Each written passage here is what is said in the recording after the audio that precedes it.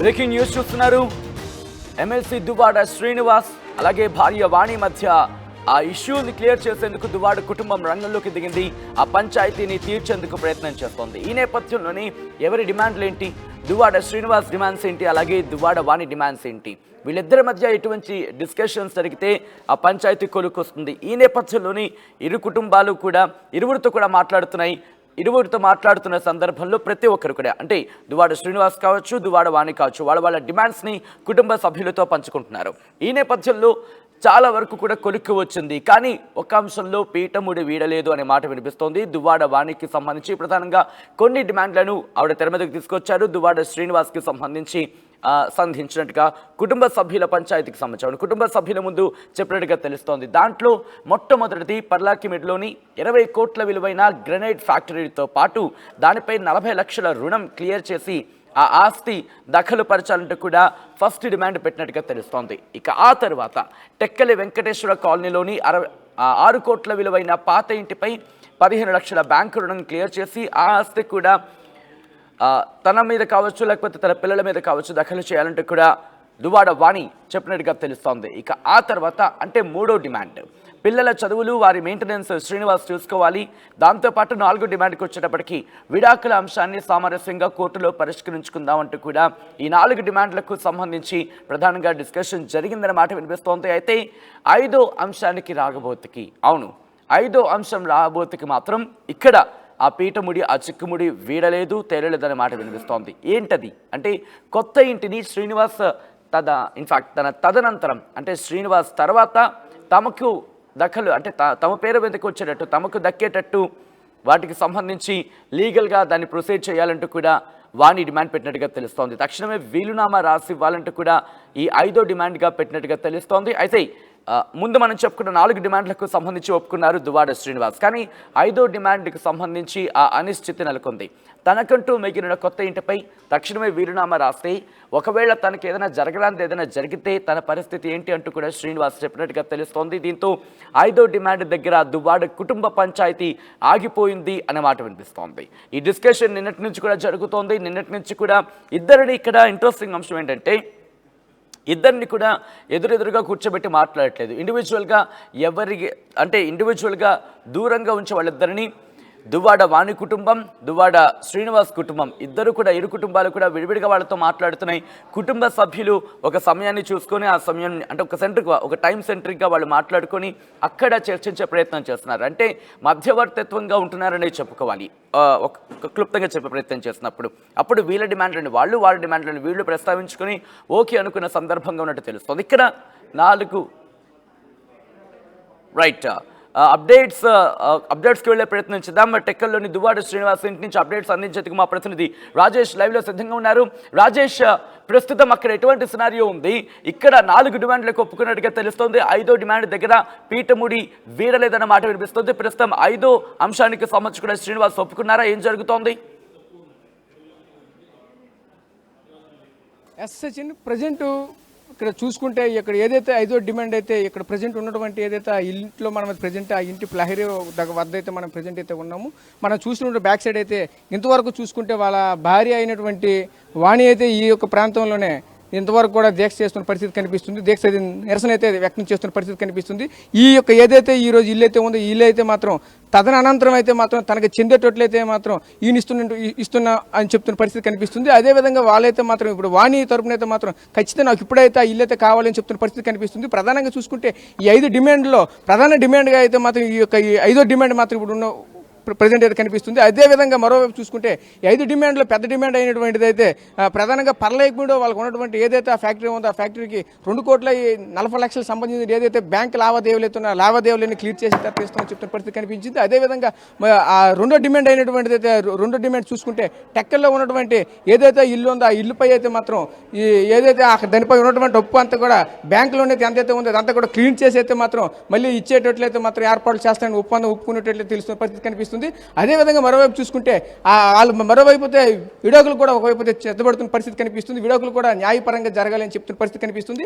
అదేవిధంగా ప్రధానంగా ఇంకో డిమాండ్ ఏంటంటే ఏదైతే అక్కడ ఉన్నటువంటి ఇద్దరు ఆడపిల్లలు అయితే ఉన్నారో ఇద్దరు ఆడపిల్లలు కూడా తగు న్యాయం అయితే చేయాలని చెప్పేసి అయితే మాత్రం చెప్తున్న పరిస్థితి మాకు కనిపించింది.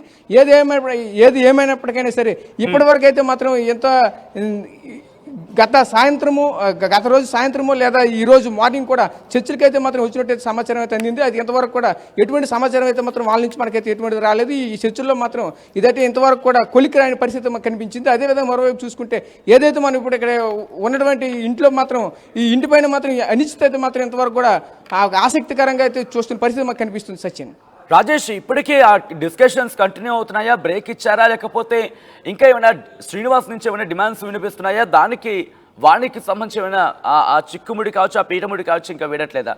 ఏం జరుగుతుంది? ప్రెసెంట్ కూడా డిస్కషన్స్ కంటిన్యూ అవుతున్నాయా రాజేష్?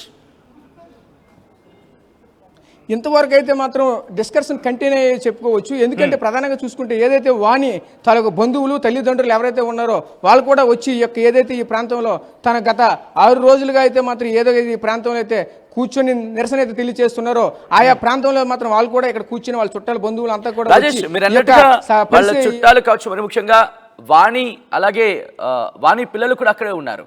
ఈ నేపథ్యంలో ఒకసారి వాళ్ళతో మాట్లాడే ప్రయత్నం చేస్తారా? ఇప్పటి వరకు అయితే మాత్రం ఆ పిల్లలు అయితే మాత్రం మనకు ఒకటే చెప్తున్నారు, అసలు మేమైతే మీడియాతో మాట్లాడదలుచుకోలేదు, మేమైతే మాట్లాడమని చెప్తున్న పరిస్థితి కనిపిస్తుంది. ఏదేమైనప్పటికైనా సరే మార్నింగ్ కూడా ఆల్రెడీ మనమైతే మాట్లాడే ప్రయత్నం చేసాం. మాట్లాడే ప్రయత్నంలోనే దయచేసి మా ఇంటర్నల్గా మాత్రం మీరు ఏది కూడా ఇష్యూ చేయకండి, మీరు మా దాంట్లో మాత్రం ఎట్టి పరిస్థితుల్లో కూడా మీరు మాట్లాడొద్దు అని చెప్తున్న పరిస్థితి కనిపిస్తుంది.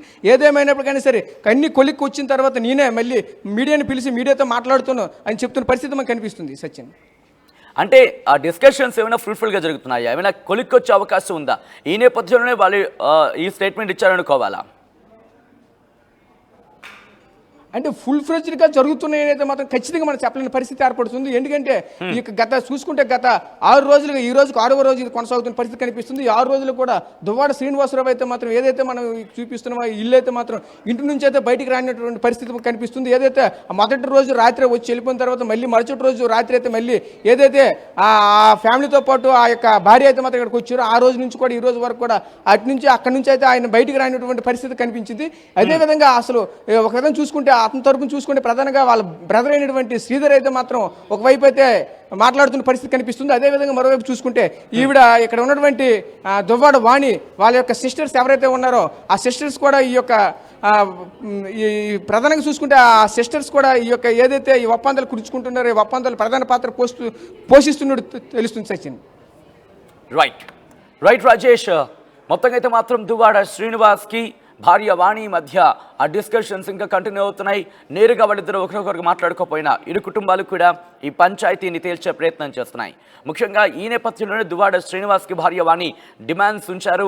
అంటే శ్రీనివాస్కి సంబంధించి డిస్కషన్స్ జరుగుతున్న నేపథ్యంలో దువ్వాడ శ్రీనివాస్ ముందు కొన్ని డిమాండ్స్ ఉంచడం జరిగింది. దాంట్లో 5 డిమాండ్స్కి సంబంధించి 4 డిమాండ్స్ కొలికి వచ్చినట్టుగా సమాచారం. అంటే ఈ 5ట్లో 4ంటికి శ్రీనివాస్ ఒప్పుకున్నారు. ఆ ఒక్క డిమాండ్ దగ్గర మాత్రం పీఠముడి వీడలేదన్న మాట వినిపిస్తోంది. ఇంతకీ ఏంటి 5 డిమాండ్లు? శ్రీనివాస్ ఒప్పుకున్న 4 డిమాండ్లు ఏంటి? ఇంకా కొలిక్కిరాని డిమాండ్ ఏంటి అనేది ఒకసారి మనం మాట్లాడుకునే ప్రయత్నం చేస్తే కనుక ఇక్కడ పర్లాకిమిడిలోని 20 కోట్ల విలువైన గ్రెనైట్ ఫ్యాక్టరీతో పాటు దానిపై 40 లక్షల రుణాన్ని క్లియర్ చేయాలి, ఆ ఆస్తిని తన పేరు మీద రాయాలంటూ కూడా ఇక్కడ దువ్వాడ వాణి ప్రపోజల్ పెట్టినట్టుగా తెలుస్తుంది. ఇక రెండవది టెక్కలి వెంకటేశ్వర కాలనీలోని 6 కోట్ల విలువైన పాత ఇంటిపై 15 లక్షల బ్యాంకు రుణం క్లియర్ చేసి ఆ ఆస్తి దఖలుపరచాలంటే కూడా 2 డిమాండ్గా తెలుస్తోంది. ఇక మూడోది పిల్లల చదువులు కావచ్చు, వారి మెయింటెనెన్స్ కావచ్చు శ్రీనివాస్ చూసుకోవాలంటూ కూడా ఇక డిమాండ్ పెట్టినట్టుగా తెలుస్తోంది. 4వది విడాకుల అంశాన్ని సామరస్యంగా కోర్టులో పరిష్కరించుకుందామంటూ కూడా 4వ డిమాండ్గా శ్రీనివాస్ ముందు పెట్టినట్టుగా తెలుస్తోంది. అయితే ఇక్కడ 5వ డిమాండ్ దగ్గర రాకపోతుకి 5వ డిమాండ్ దగ్గరికి వచ్చేటప్పటికి ఆ పీఠముడి మాత్రం వీడలేదు, ఆ చిక్కుముడి మాత్రం కంటిన్యూ అవుతోంది. ఏంటా 5వ డిమాండ్ అంటే కొత్త ఇంటిని శ్రీనివాస్ తదనంతరం తమకు దఖలు చేస్తామని తక్షణం వీలునామా రాసివ్వాలంటూ 5వ ప్రపోజల్గా దువ్వాడ వాణి శ్రీనివాస్ ముందు ఉంచితే తొలి 4 డిమాండ్లకు ఒప్పుకున్నారు దువ్వాడ శ్రీనివాస్. కానీ 5వ డిమాండ్పై మాత్రం అనిశ్చితి నెలకొంది. తనకట్టు రైట్ కంటిన్యూ చేద్దాం. మా ప్రతినిధి రాజేష్ అప్డేట్స్ అందించేందుకు లైవ్లో కంటిన్యూ అవుతున్నారు. రాజేష్, అప్డేట్స్ మీ దగ్గర ఉన్నట్టు తెలుస్తుంది, కంటిన్యూ. ప్రజెంట్ అయితే మనతో పాటు ఇక్కడ ఉన్నటువంటి దువ్వాడ శ్రీనివాసరావు కూతురు అయితే మాత్రం మనతో పాటు ఉన్నారు. చిన్న పాప, ఒకసారి మాట్లాడే ప్రయత్నం చేద్దాం. తల్లి చెప్పండి అమ్మా, ఏంటి మీ డిమాండ్స్ ఏంటమ్మా? తల్లి చెప్పండి, చెప్పగలరు, ఏమైనా మాట్లాడగలరు? చెప్పండి అమ్మ తల్లి. తల్లి కొంచెం చెప్పండి అమ్మ, మీరు ఇంతవరకు కూడా మీరు రాలేదు కదా, ఈరోజు వచ్చారు కదా, మీ ఇక్కడ పరిస్థితి ఏంటి, మీకు ఏం తెలుస్తుంది? అమ్మ ఈరోజు ప్రతిరోజు కూడా ఈ విధంగా నిరసన గత 5 రోజులుగా జరుగుతుంది, ఏంటి పరిస్థితి? ఏమని కొంచెం చెప్పండి, మీ వెర్షన్ ఏ విధంగా ఉంది చెప్పండి. అక్క మమ్మీ మాట్లాడతారు. ఓకే, ఒకటే చెప్తున్నారు, నేనైతే మాట్లాడదలుచుకోలేదు, అక్క మమ్మీ మాత్రమే మాట్లాడతారు, ఏదైనా సరే నేనైతే ఈ రోజే వచ్చాను, నాకైతే ఇక్కడ విషయం ఏమీ నాకు తెలియదని మనతో చెప్తున్న పరిస్థితి మనకు కనిపిస్తుంది. వాళ్ళ చిన్న కూతురు అయితే మాత్రం మనతో. రైట్ రాజేష్, అంటే కుటుంబ సభ్యులకు సంబంధించి పెద్దమ్మాయి కూడా మాట్లాడిన సందర్భాన్ని చూసాం, వాణి మాట్లాడిన సందర్భాన్ని చూసాం. ఇప్పుడు ప్రెసెంట్ వాళ్ళిద్దరు ఎక్కడున్నారు? డిస్కషన్స్ లో ఉన్నారా? ఏం జరుగుతోంది?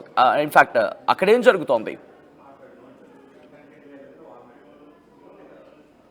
బ్రేక్ ఇచ్చినట్లయితే కనిపిస్తున్న పరిస్థితి కనిపిస్తుంది. ఓన్లీ ఇక్కడ ప్రధానంగా చూసుకుంటే వాళ్ళు ఏదైతే వాళ్ళ చిన్న పాప అయితే మాత్రం ఇక్కడ ఉన్నారు, మిగతా ఆ బంధువులతో పాటు వాళ్ళ తల్లిదండ్రులతో పాటు అక్కడ ఉన్నటువంటి పెద్ద పాపతో పాటు ఆవిడ కూడా అక్కడ ఏదైతే దువ్వాడ వాణి గారు ఉన్నారో, వాణి గారు కూడా ఈరోజు ఈ లంచ్ అవర్ బ్రేక్లో వెళ్తున్నట్టు మనకైతే సమాచారం వచ్చింది. సచిన్. రైట్ రాజేష్, సో మొత్తంగా అయితే మాత్రం 5 డిమాండ్లకు సంబంధించి 4ంటికి శ్రీనివాస్ ఒప్పుకున్నారు. కానీ 5వ డిమాండ్ దగ్గర మాత్రం ఆ అనిశ్చితి కొనసాగుతోంది. ఆ 5వ డిమాండ్ గురించి కొద్దిసేపటి క్రితం మాట్లాడుకోవడం జరిగింది. మరి ముఖ్యంగా 4 డిమాండ్లకు సంబంధించి అనుకూలంగా ఉన్నాను అంటూ కూడా శ్రీనివాస్ చెప్పినట్టుగా తెలుస్తోంది తమ కుటుంబ సభ్యుల దగ్గర. అయితే 5వ డిమాండ్కి సంబంధించి ఏంటి అనేది ఒక్కసారి మనం మాట్లాడుకునే ప్రయత్నం చేద్దాం. మరి ముఖ్యంగా తనకంటూ మిగిలిన కొత్త ఇంటికి సంబంధించి తక్షణమే వీలునామా రాసివ్వాలంటూ కూడా ఇటు దువ్వాడ వాణి డిమాండ్ పెడితే, ఒకవేళ ఆ ఇంటిని కూడా రాసిస్తే, ఒకవేళ తనకు జరగడానికి ఏదైనా జరిగితే కనుక పరిస్థితి ఏంటి అంటున్నారు శ్రీనివాస్. ఈ 5వ డిమాండ్ దగ్గర మాత్రం దువ్వాడ కుటుంబ పంచాయతీ ఆగింది అనే మాట వినిపిస్తోంది. ఇన్ఫాక్ట్ ఆ ఇంటి దగ్గరే ఇప్పుడు అనిశ్చితి నెలకొంది, అనిశ్చితి కంటిన్యూ అవుతోంది. ఆ 5వ ఇంటి అంశానికి సంబంధించి కూడా ఇక్కడ పీఠముడి వేయడం లేదు.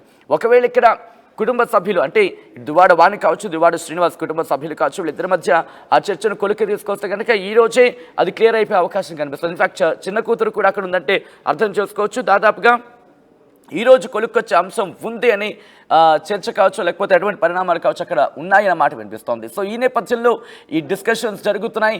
ఈ రోజు కల్లా పూర్తిగా క్లారిటీ వచ్చే అవకాశం ఉంది, లేకపోతే పూర్తిగా కొలుక్కొచ్చే అవకాశం ఉందని కూడా చెప్పుకోవచ్చు. ఎందుకంటే దువ్వాడ శ్రీనివాస్ దాదాపుగా 4 డిమాండ్లకు ఒప్పుకున్నారు. 5వ డిమాండ్కి సంబంధించి ఒకవేళ దువ్వాడ శ్రీనివాస్ కుటుంబం కావచ్చు, లేదా దువ్వాడ వాణి కుటుంబం కావచ్చు కాస్త